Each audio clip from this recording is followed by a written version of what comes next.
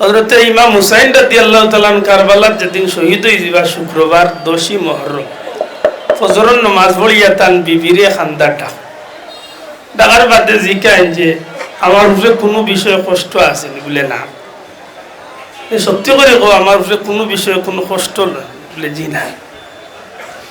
তিনবার জিজ্ঞানি বাদে আল্লাহর বান্দিয়ে কোন বলে সাহেব ইলা জিজ্ঞান কারণ কিতা বলে জিজ্ঞানে কারণ হইল আমি একটু আগে ফজরের নামাজ পড়িয়া কারবালার ডেরার মাঝে আমার একবার তন্দ্রা বা কুমর ভাব হয়েছে।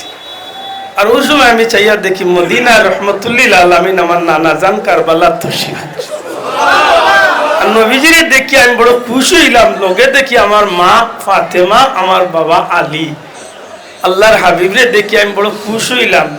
আল্লাহর হাবিব আমার সামনে আইলা, আমি কইলাম ইয়া রাসূলুল্লাহ আপনার বাচ্চা নিয়ে আমি বড় কঠিন এক পরিস্থিতির মাঝে।